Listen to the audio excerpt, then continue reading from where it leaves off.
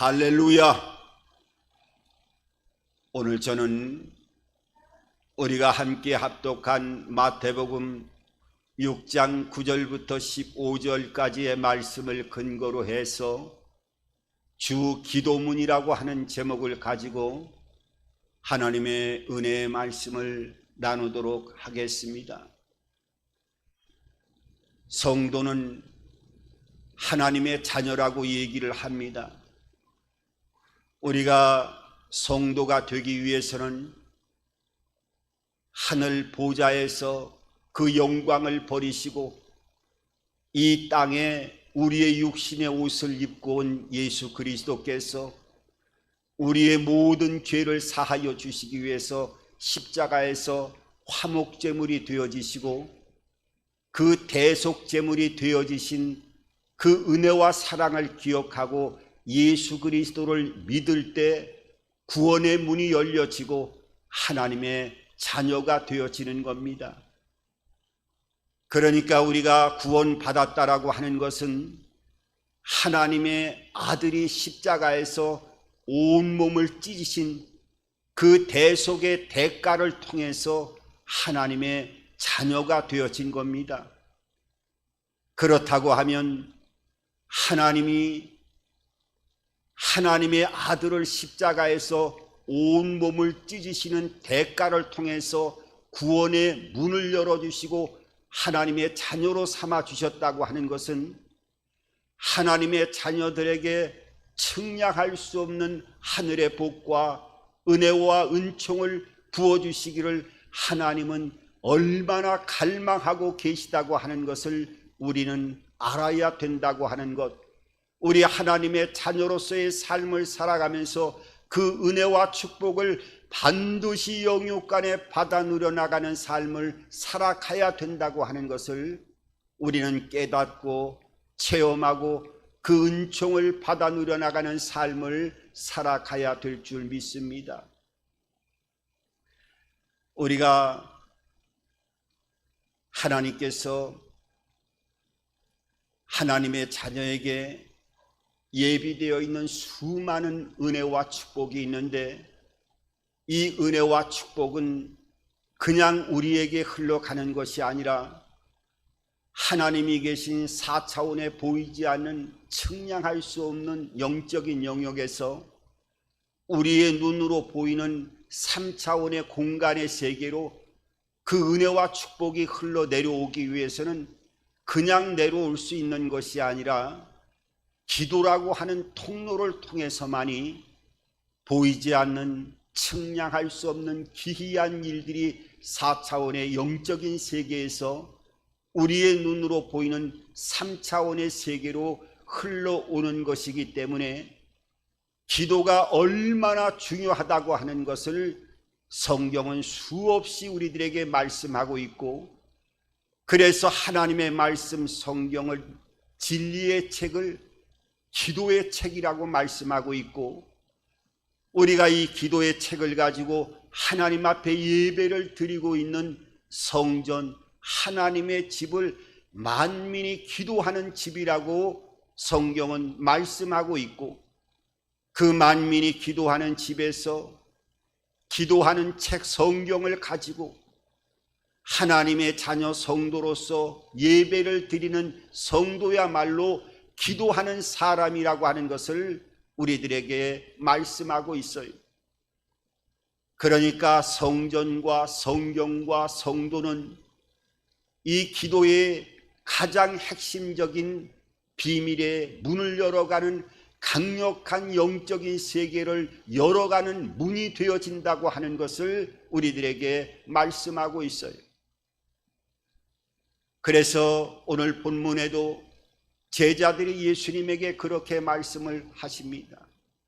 예수님, 우리들에게도 이 기도를 가르쳐 주십시오. 그럴 때 예수님이 제자들에게 기도라고 하는 것은 어떤 것이고 기도는 어떻게 해야 하늘 보좌에 상달이 되어진다고 하는 것을 하늘에 계셨던 예수님께서 이 땅에 육체를 가지고 오셨을 때 그 영적인 모든 세계를 열어서 이 3차원 공간의 세계에 그 축복이 문이 열려서 응답의 세계로 나오는 모든 과정을 예수님은 하늘 보좌에서 그 영광과 역사를 모든 것들을 체험하고 보신 분이었기 때문에 오늘 제자들에게 너희는 이렇게 기도해야 된다고 하는 것을 가르쳐준 기도문이 오늘 마태복음 6장 9절 이하의 주 기도문을 통해서 제자들에게 기도를 가르쳐 주신 것을 보게 됩니다. 먼저 예수님은 제자들에게 기도를 가르치기 전에 기도의 본질과 그 방향이 어떤 것이 되어져야 된다고 하는 것을 먼저 외식하는 기도가 되면 안 되고 중언부언 기도하면은 안 된다라고 하는 기도의 방향을 먼저 가르쳐 주셨어요. 그러니까 이 외식하는 기도가 되면은 안 된다라고 하는 것이 그 당시에 바리새인들과 하나님의 백성들은 기도할 때 되면은 사람들이 많이 다니는 어귀에서 손을 들어서 큰 소리로 사람들이 지나가는 데서 기도를 하면서 나는 이렇게 경건한 사람이고 나는 하나님이 택한 사람이고 이래서 하나님 앞에 정성껏 기도한다라고 하는 그 기도의 모습을 보면서 예수님이 얼마나 책망을 했습니까? 그 하나님의 기도는 그 바리새인들의 그 삶 속에서 전혀 하나님이 상달되지 않는, 그러니까 이 외식이라고 하는 것은, 기도라고 하는 것은 외적으로 기술적인 것이 기도가 아니라 내면적인 정신적인 것일 뿐만 아니라 독대할 수 있는 환경이 필요하다라고 하는 것을 예수님께서는 기도의 내면의 세계를 말씀하시면서 그 방향이야말로 중언부언하는 기도가 되면 안 된다고 먼저 말씀하고 있어요. 여러분, 이 중언부언이라고 하는 말은 그러니까 기도할 때에는 마음과 생각과 영혼을 다 집중해서 하나님 앞에 기도해야 된다고 하는 것을 말씀하고 있는 거예요. 그래서 그 기도의 방향 속에서 오늘 이 마태복음 6장 9절 이하의 15절까지는 총 6단락을 통해서 하나님 앞에 기도해야 된다고 하는 것을 예수님께서 제자들에게 가르쳐 주시고 있는데, 먼저 3단락은 하나님과의 관계를 먼저 이루어 나가는 기도를 말씀하셨고, 나머지 하반부에 있는 3가지의 기도는 우리 인간 삶에서 필요한 모든 것들을 구하는 기도로 구성이 되어 있는 것을 보게 됩니다. 제일 먼저 너희들이 기도할 때 이 기도의 영역을 통해서 제일 먼저 하나님의 나라가 어떤 것인가를 알아야 되고, 하나님의 이름이 어떤 이름인가 하는 것을 알아야 되고, 그 하나님이 거룩히 여김을 받아야 된다라고 하는 것을 기도 가운데 제일 먼저 하나님과의 관계에서 선행되어져야 된다고 하는 것을 말씀하고 있습니다. 하늘에 계신 우리 아버지요, 하나님의 이름이 거룩히 여김을 받는다라고 하는 이 하늘에 계신다라고 하는 하나님의 그 임재와 하나님의 영광을 먼저 우리가 알아야 된다는 거예요. 여러분, 우리가 하나님과의 교제를 이루어 나가고 하나님의 성호를 부르고 믿음 생활을 이루어 나가고 있습니다마는 하나님이 그럼 어디에 계시는 것인가? 내가 기도할 때 나의 기도는 응답하시고 함께 하시는 건가? 하나님이 그럼 눈에 보이지 아니하면은 어디에 계시다는 말인가? 온 지구상에 있는 많은 사람들이 한꺼번에 기도를 한다고 하더라도 하나님은 그 기도에 응답하실 수 있는 분인가? 우리는 하나님의 자녀로서 그 전능성을 가지고 하나님의 인도를 받아야 됨에도 불구하고 우리의 마음속에는 과연 기도의 응답이 이루어질까 하는 여러 가지를 생각하면서 하나님과의 관계를 이루어 나갈 때가 있음을 때로는 많이 발견하게 되어집니다. 여러분, 유대인들은 하나님이 계신 곳은 셋째 하늘에 계시다고 생각을 했어요. 그래서 신약 성경 27권 중에 13권을 기록했던 사도 바울은 하나님이 그 놀라운 하늘 보좌를 열게 해주셔서 하늘의 세계를 보게 해주는 그 놀라운 은총을 입었고 그 광경을 보고 나서 이 사도 바울은 그야말로 천상의 세계에 대해서 사람의 언어로서는 도저히 표현할 수 없는 그 영광을 겪었던 사람이 바로 사도 바울이었습니다. 그 사도 바울은 셋째 하늘까지 이끌려 올라가서 하늘의 보좌에서 하나님의 영광을 체험했다고 성경은 말씀하고 있어요. 유대인들은 하늘을 정리할 때 첫째 하늘을 얘기하고 둘째 하늘을 얘기하고 셋째 하늘에 하나님이 계시다고 생각을 했습니다. 여러분, 이 첫째 하늘은 우리가 하늘을 바라볼 때 새가 날아다니는 그런 하늘을 첫째 하늘이라고 얘기하고 있는 것이고, 그 다음에 하늘에 별이 보이고 또 달이 보이고 멀리는 은가루를 뿌려놓은 수많은 우주 안에 있는 그런 별들이 있는 공간을 둘째 하늘이라고 표현하고 있는 것이고, 그 우주 밖에 우리의 눈으로 볼 수 있는 너머에 그 수많은 우주 공간을 넘어서 셋째 하늘에 하나님이 계시다고 생각을 했습니다. 여러분, 하나님이 천지를 창조할 때, 그러니까 하나님이 천지를 창조하시고 나서 창세기 1장 2절에는 하나님의 신이 수면에 운행했다고 말씀하고 있습니다. 이 운행이라고 하는 말을 종종 제가 말씀을 드립니다마는 어떠한 A에서 B까지의 직선거리를 얘기하는 것이 아니라 어미닭이 달걀을 그 품 안에서 계속 품으면서 돌리는 것, 그러면서 살펴보고 지켜보고 보호하는 상태가 운행이라고 하는 단어를 통해서 창세기 1장 2절은 하나님이 천지를 창조하시고 나서 하나님이 우주 만물을 마치 어미 닭이 달걀을 몸 안에서 품으면서 계속 굴리면서 보호하면서 지키면서 그 생태를 살펴보면서 함께하는 관계를 표현한 것을 보게 됩니다. 여러분, 그러면은 우리가 살고 있는 이 지구는 얼마나 큽니까?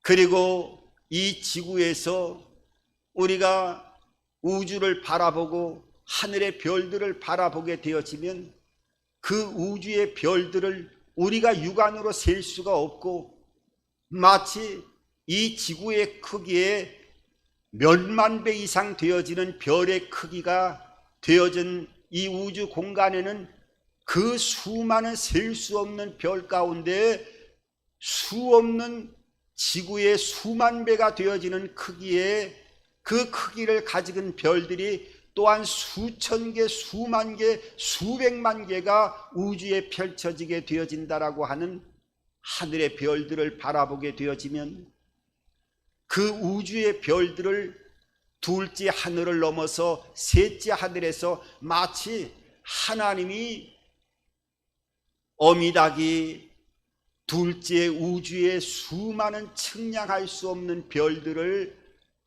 그 어미닭이 달걀을 품에서 품으면서 굴리면서 보호하는 이 둘째 하늘의 온 우주를 가슴속에 품으면서 굴린다라고 하는 그런 외적인 하나님의 모습을 바라본다라고 생각해 보면 우리는 하나님과 측량할 수 없는 구별되어지는 관계라고 하는 것을 우리는 알아야 됩니다.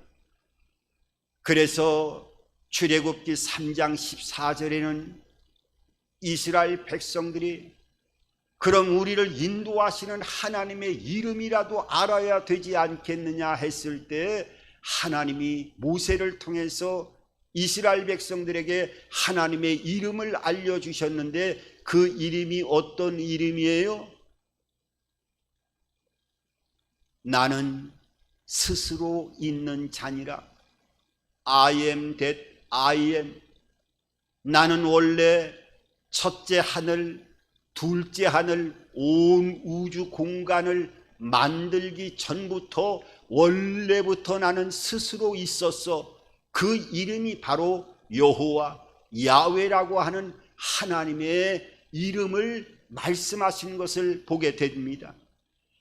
그러니까 우리가 한번 공간적으로 외적인 그런 양적인 크기를 한번 우리의 생각 기준으로 한번 생각을 해보면 이 지구가 얼마나 큰 비인가?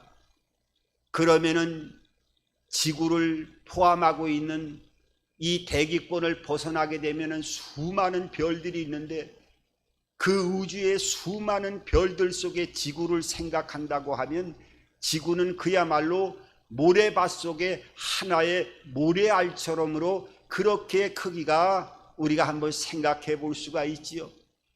그런다고 하면 그 모래밭 속에 모래 한 알처럼 보여지는 이 지구에 살고 있는 우리 인간의 크기라고 한다고 하면 그야말로 성경은 우리 인간을 뭐라고 표현했어요? 마치 티끌이라고 표현했다라고 하는 그 말씀이 맞을 정도로 우리의 존재는 지극히 공중에 떠다니는 한 먼지와 같은 이런 크기의 모습이 될 수밖에 없는 것이고, 오늘 그래서 너희는 먼저 기도할 때 하늘에 계신 아버지는 그 거룩히 여김을 받으신다라고 하는 이 거룩하다라고 하는 하기오스의 그 원문의 뜻은 구별된다는 거예요. 그러니까 온 우주 공간을 가슴으로 어미닭이 알을 굴리고 품는 것처럼 그 온 우주 만물을 품고 있는 그 하나님 야훼 여호와께서 너희들의 모든 우주를 품고 그 우주 안에 마치 모래밭에 모래알과 같은 이 지구를 만들고 그 안에 티끌과 같은 너희들을 보호하시고 인도하시고 창조하시고 역사하신다고 볼 때 그 하나님은 너희와는 전혀 다른 존재가 되어지고 구별되어질 수밖에 없다고 하는 것을 우리들에게 가르쳐 주시고 그 하나님과의 관계를 맺는 것이 먼저 선행되어져야 된다고 말씀하고 있어요. 여러분, 지구상에는 수많은 종교가 있고 또 수많은 대상을 향하여 기도를 올리고 또 나름대로 신앙의 삶을 이루어 나가는 수많은 지구상의 사람들을 보게 됩니다. 그 통계를 보니까 종교를 가지고 있는, 그러니까 무속신앙부터 모든 종교를 가지고 있는 것을 친다고 볼 때 지구상에는 14%만이 종교를 갖지 않고 어떤 종교라도 다 가지고 있다고 통계가 나온 것을 보면은 한 86% 정도가 어떤 종교라도 가지고 있는데, 모든 사람들이 물을 떠놓고 또 태양을 향해서 자기가 원하는 대상을 통해서 종교를 만들고 또 기도 생활을 하는 것을 보게 됩니다. 제가 예전에 그 TV를 보니까 미스코리아 출신으로 그 앞길이 창창했던 한 여인이, 그 어떤 여인인지는 모르겠지만은 불교에 귀의해서 그 산속에서 절벽 같은 데서 조그만 움막 같은 그 천막을 쳐놓고 거기에서 그 여자의 몸으로 3,000배를 절하면서 땀을 흘리면서 그 기도하는 모습을 볼 때 한번 여러 가지를 생각해 봤던 적이 있었습니다. 참 우리가 세상적으로 볼 때 미스 코리아 출신이라고 하면 나름대로 여러 가지 장점이 있고 좋은 점들이 많이 있었을 터인데 어떠한 삶 속에 연유가 있어서 저런 움막 같은 곳에서 3,000배나 절을 하면서 그야말로 고통의 시간을 보내면서 나름대로 기도하는 그런 시간의 삶을 살아갈 수밖에 없었을까? 과연 그 기도의 상태가 응답되어지고 그 기도의 상태를 통해서 그 삶이 얼마만큼 편해지고 있는 것인가 여러 가지를 생각해 보면서 기도의 대상에 대해서 한번 생각해 봤던 적이 있었습니다. 여러분, 우리가 집을 들어갈 때 우리가 번호판을 눌러서 현관문을 들어갑니다. 그럴 때 우리가 기도할 때 우리가 뜨거운 마음 아주 땀을 뻘뻘 흘리면서 정성을 다해서 여러분 번호키를 누른다고 해서 문이 열려지는 게 아니에요. 그 문이 열려지기 위해서는 그 번호판의 비밀번호를 알아야 문이 열려지게 되어지고 집으로 들어갈 수 있게 되어지는 거예요. 여러분, 우리가 하나님의 존재를 알고 그 존재와의 온전한 관계를 이루어 나가게 되어질 때 하늘에 문이 열려지는 역사가 나타나게 되어짐을 여러분들 믿으시기 바랍니다. 하나님은 그 전능하신 그 능력과 권세와 생명의 주가 되어지는 그 영원한 생명의 주인이시면서 그 하나님께서는 그 나라가 임하기를 원하신다고 하는 것을 또한 이 기도의 두 번째 단락을 통해서 말씀하고 있어요. 그러니까 나라가 임한다라고 하는 것은 여러분, 하나님은 마치 어미닭이 달걀을 품는 것처럼 온 우주의 수많은 별들을 품고 관리하고 계시고 또 그 수많은 별들 가운데 모래알과 같은 지구를 만드시고 그 지구 안에 티끌과 같은 우리 보잘것없는 인간을 하나님의 형상대로 만들으셨는데 그 우주를 품고 계시는 창대하고 거대한 야훼 하나님께서는 이 티끌과 같은 우리에게 바로 오실 수가 없었기 때문에 오늘 하나님의 나라가 임하기를 원하신다고 하신다라고 하는 것은 우리가 잘 한번 살펴봐야 돼요.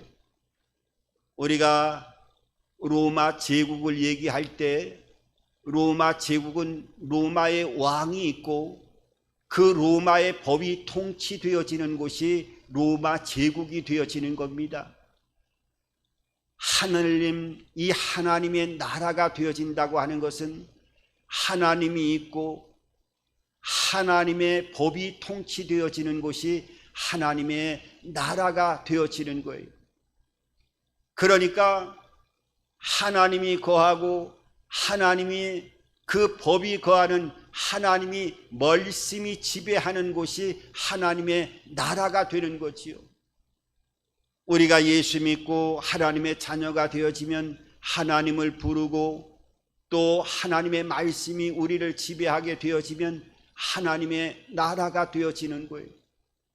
그리고 온 가정이 예수 믿고 하나님의 자녀가 되어지면 온 가정이 하나님의 나라가 되어지는 겁니다.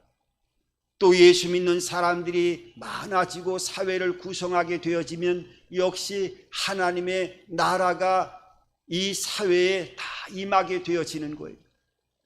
그런데 이 하나님의 나라가 임할 때에는 그냥 임하는 것이 아니라 바로 이 회개의 역사를 통해서만이 하나님의 나라가 임하여질 것을 성경은 말씀하고 있어요.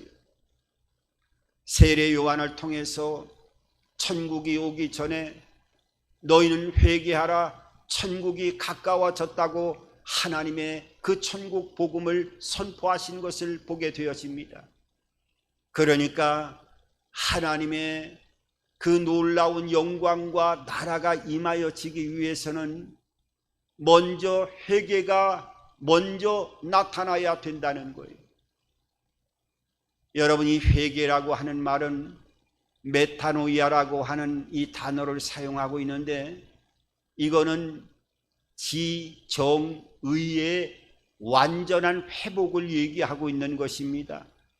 지적으로 내가 살아온 것이 잘못되어졌다라고 하는 것을 깨닫게 되어지는 사람의 지적인 감각을 통해서 먼저 깨닫게 되어지고, 정적인 감정을 통해서 내가 살아온 모든 삶이 부끄러운 삶을 살아왔다라고 하는 것을 다시 한번 정적으로 느끼게 되어지고, 느끼는 거에 그치는 것이 아니라 그 삶 자체가 의지를 통해서 이제는 이런 부끄러운 삶을 다시는 살아가지 않겠다 하면서 다시 되돌려서 하나님의 나라를 바라보고 하나님의 그 놀라운 은혜와 생명을 공급받는 삶을 살아가며 결단하는 삶의 의지를 통해서 믿음의 길을 걸어가는 삶을 우리가 살아갈 때 그 놀라운 은혜들이 나타나게 되어지고 하나님 나라가 임하게 되어지는 거예요.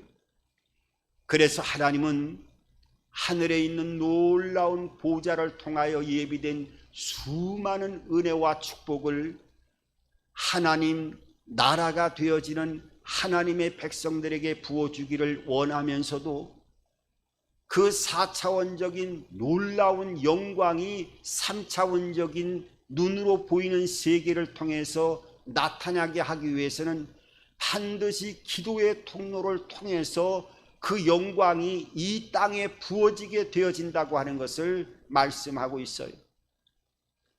여러분, 예수님께서는 이 땅에 베들레헴에 출생하실 것이라고 하는 것을 하나님은 하늘에서 그 뜻을 이루셨어요.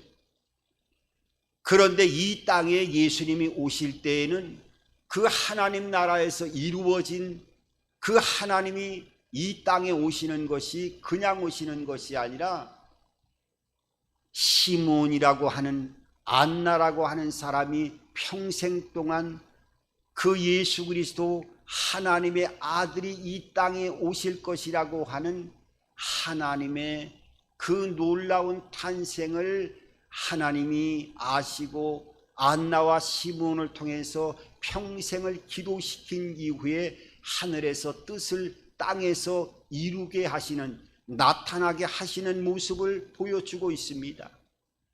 그것뿐만 아니라 여러분, 우리가 그 엘리사의 기적 같은 그 엘리야를 통해서 3년 6개월 동안 가뭄으로 인해 가지고 온 땅이 마치 거북이 등처럼 쩍쩍 갈라지는, 사람이 죽어가고 생명체가 죽어가게 되어질 때 그 엘리야에게 하나님이 뭐라고 말씀합니까? 이제 3년 6개월 동안 가뭄이 되었던 모든 것들은 다 해갈을 시켜줄 것이다 하면서 하늘나라에서 먼저 뜻을 이루고 하나님이 선포를 하셨어요. 그런데 뜻을 하늘에서 이루었다고 해서 눈으로 보이는 3차원 세계에 바로 나타나게 하신 것이 아니라 엘리야의 기도를 통해서, 그 기도의 통로를 통해서 하나님이 엘리야에게 기도를 시키신 이후에 보이지 않는 4차원의 영적인 하늘의 뜻을 이룬 것을 눈으로 보이는 3차원의 세계로 그 비를 내리는 역사를 통해서 나타나게 하신 것을 보게 되어집니다.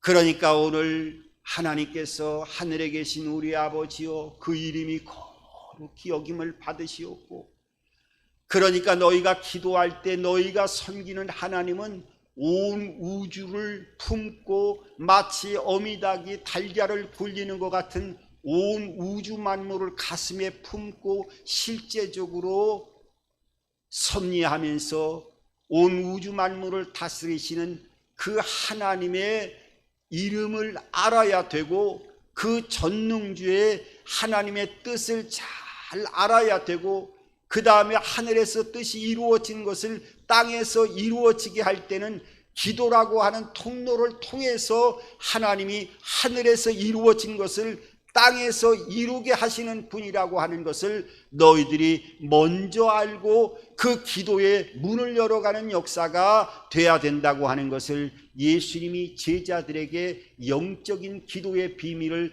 하나님과의 관계에서 먼저 가르쳐주고 계신 것을 보게 됩니다. 그리고 나서 오늘 일용할 양식에 대해서 기도해야 되고, 또한 용서에 대해서 기도해야 되고, 또한 악에서 구해달라고 하는 우리의 삶 가운데 일어나는 이 세 가지의 유형을 놓고 기도해야 된다고 하는, 우리의 삶 속에서 어떻게 이 기도가 이루어져야 된다고 하는 것을 예수님께서 그 제자들에게 말씀하고 있어요. 여러분, 일용할 양식이라고 하는 것은 먹는 거지요. 우리가 먹고 경제 활동을 하는 재물을 얻는 것, 이 땅에서는 그야말로 어떻게 보면은 믿지 않는 자에게 있어서는 목숨처럼 취급하는 이 재물은 믿는 자에게 있어서도 어떻게 보면 거기에 버금갈 정도로 귀하게 여기는 것이 바로 재물이지요. 이 일용할 양식이 과연 하나님이 해결을 해 주실 것인가? 아니면 내가 노력한 만큼 땀을 흘려야 이 일용할 양식을 얻을 수 있는 것인가? 여기에 대해서는 믿음 생활을 하면 할수록 여러 가지 갈등을 일으키면서 아마 주님 부르시는 그날까지 이 일용할 양식에 대해서 믿음과의 여러 가지 교차되어지는 모습들을 발견하게 되어질 때 이 갈등을 일으키게 되어지는 것, 어떻게 보면 또 당연한 것이 아닐까 하는 생각을 해보게 됩니다. 여러분, 예수님의 가장 큰 수제자였던 베드로도 예수님과의 첫 만남이 이루어졌던 누가복음 5장을 보게 되면 밤새도록 그물을 던졌어요. 그런데 그물을 던졌는데 어떻게 됐다고요? 한 마리도 고기를 잡지 못했습니다. 그런데 예수님께서 그 깊은 데로 그물을 던지라 했을 때, 깊은 데로 던졌을 때 그물이 찢어질 정도로 고기가 잡혔고, 또 그 옆에 있는 요한의 배까지 끌어당겨 가지고 그 고기를 나누어 줄 정도로 엄청난 고기를 잡았던 것을 성경은 보여주고 있습니다. 그 베드로가 어떻게 해요? 누가복음 5장 11절을 보면 모든 것을 버려두고 예수를 쫓았다고 말씀하고 있습니다. 그 먹을 것, 입을 것, 갈릴리에서 잔뼈가 자라난 이 베드로가 한 마리도 밤새도록 그물을 던졌지만 고기를 잡지 못했지만은 예수님의 말씀 한마디에 깊은 데로 던지라고 하는 하나님 예수 그리스도의 지시하는 곳에 던졌더니 측량할 수 없는 고기가 잡힌 것을 보게 되어집니다. 그러니까 그 영광을 체험하고 나서는 모든 것을 버려두고 예수를 쫓았다고 말씀하고 있어요. 그리고 나서 3년 반 동안 예수님을 쫓아다니면서 얼마나 큰 기적들을 체험했습니까?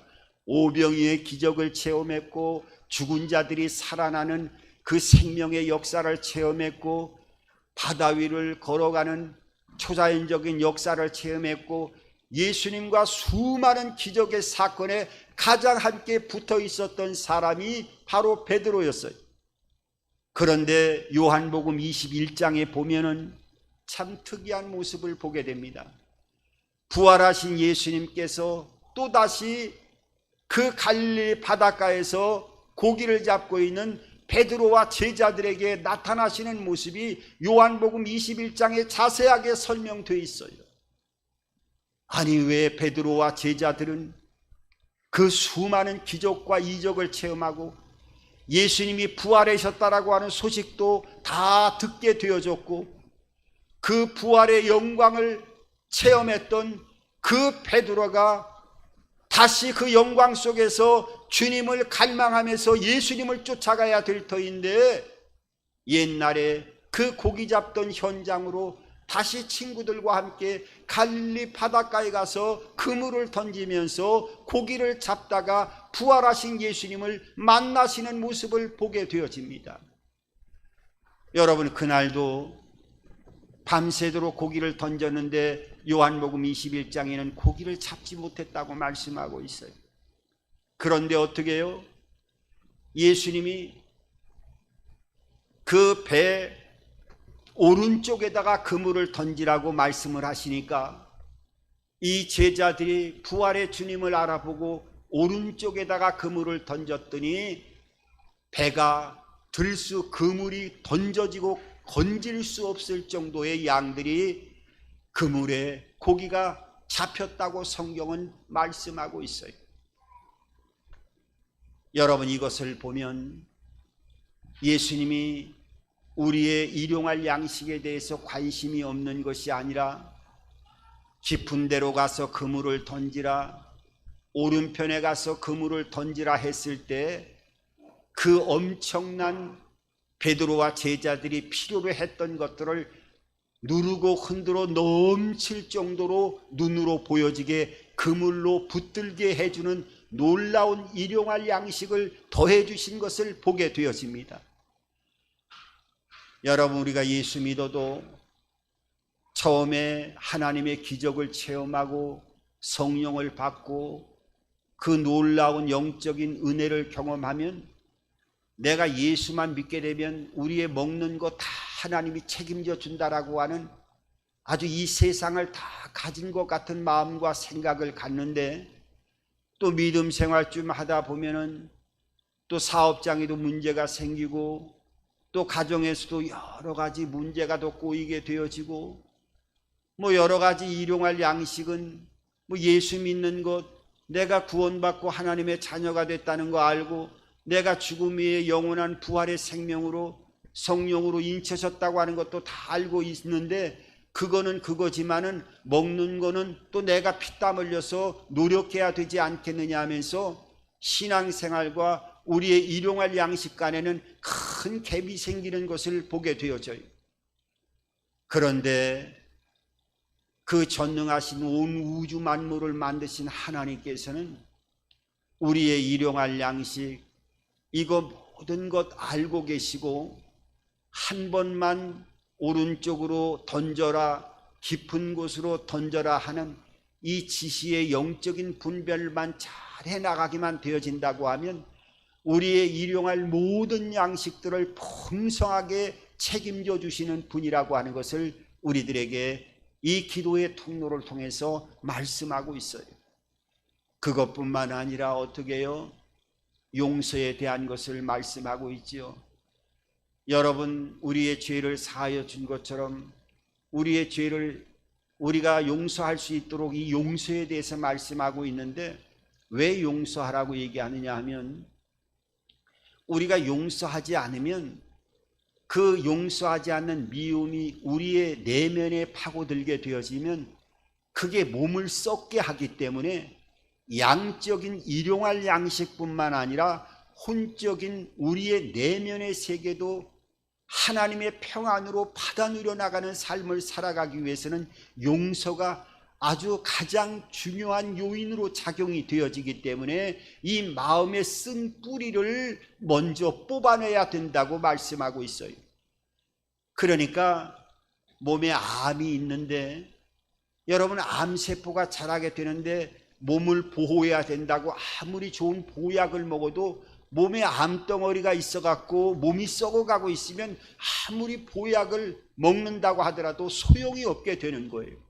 그러니까 하나님의 평강을 통해서 하나님의 나라가 너희 안에 임하게 되어지고 그 놀라운 일용할 양식과 함께 모든 것들을 보호하시고 그 평강을 더해 주시기를 원하실 때 우리의 마음에 가장 썩어 들어가게 하는 암적인 존재가 용서하지 못하는 것이 되기 때문에 이 용서에 대한 것을 말씀하고 있어요. 그러니까 예수님께서도 70번씩 7번 용서하라 이 말씀을 하신 것은 그 용서에 대한 무한한 용서를 얘기하면서도 어떻게 하든지 그 용서를 통해서 네가 남을 용서해 주는 개념이 아니라 너의 용서를 통해서 너의 마음에 하나님의 평안을 먼저 너 자신을 위해서 찾아가야 되기 때문에 용서하라고 하시는 것을 보게 되어집니다. 용서의 주체는 우리가 사람이 내가 당신을 용서한다 이런 주체가 될 수가 없다는 거예요. 그 가인이 아담을 그 동생인 가인이 그 동생을 죽이고 나서 나중에 그 두려움 속에 떨고 있을 때 하나님이 가인의 이마에다가 표를 주시고 이 가인을 해하는 자에게는 7배의 벌을 받겠다고 하나님이 그 가인에게 표를 주면서 손을 대지 못하게 하지 않습니까? 여러분, 사람을 죽인 그 살인자였던 가인에게 사람들이 이것을 용서해 주고 해결하는 것이 아니라 생명의 주권인 나만이 이 용서의 주관자가 될 수 있다고 하는 것을 말씀하셨어요. 그러니까 우리가 이 땅을 살아가면서 이 용서에 대한 개념을 통해서 또 악에서 구해달라고 하는 이 영적인 성경을 보면 하늘에 전쟁이 있었다라고 하는 이 모든 사항들을 가르쳐 주면서 이 악의 세력들이 사람이 눈에 보이지 못하지만은 하나님이 보호하셔야 너희들이 완전한 삶을 살아갈 수 있다라는 것을 알려주시기 위해서 이 악에서 구하게 해달라고 하는 기도를 하게 만드십니다. 그러니까 일용할 양식은 우리의 육적인 거지요. 용서를 통해서 평안을 누려나가는 것은 우리의 혼적인 요소를 얘기하고 우리를 넘어지고 쓰러지게 하는 어떤 악한 영들이 우리의 삶을 회방하고 우리의 삶을 파괴할 때 그 영적인 요소들은 악한 원수마귀들은 하나님이 보호하실 때만이 그 존재가 물러나가게 되어지고 떨어가질 수밖에 없기 때문에 오늘 이 기도는 우리에게 하늘과 땅의 모든 것들을 분별하고 기도하라고 말씀하고 있습니다. 오늘 우리가 마지막으로 한 가지만 말씀드린다고 하면 오늘 마지막에도 대개 나라와 영광이 아버지께 영원히 있다고 말씀하고 있습니다. 이 대개라고 하는 말은 왜냐하면이라고 하는 말입니다. 그러니까 아버지와 아버지의 영광이 영원히 있기 때문에 너희들이 먼저 하늘에 계신 아버지와의 관계를 이루어 나가고 그 다음에 우리의 이 땅의 문제를 하나님 앞에 구하고 기도하면 모든 것들을 이루어지신다라고 하는 이 기도의 비밀을 우리 하나님의 자녀로서 잘 인식하고 기도할 때마다 이 주 기도문을 우리의 심령에 설계도로 세워서 하나님 앞에 나아간다고 하면 하나님이 예비하신 놀라운 축복이 날마다 쏟아 부어지고 그 영광이 드러나게 되어질 줄 믿습니다. 그 은혜와 역사가 여러분들의 모든 삶 속에 흘러 들어가 넘쳐나게 되기를 주님의 이름으로 축원합니다. 좋으신 아버지 하나님, 은혜와 사랑을 감사드립니다. 오늘도 주 기도문을 통하여 우리의 기도가 믿음의 기도가 되게 도와주시고 하늘의 보좌의 문을 열어가는 기도가 되게 도와주옵시고 전능하신 하나님의 능력과 권능과 생명을 이 3차원적인 우리의 삶 가운데 가져올 수 있는 통로가 되어지는 기도가 되게 도와주시어서 하나님의 뜻이 하늘에서 날마다 이루어진 것처럼 이 땅에서도 기도의 통로를 통하여 이루어지는 역사가 나타나게 하여 주시옵소서. 예수님의 이름으로 기도드립니다. 아멘.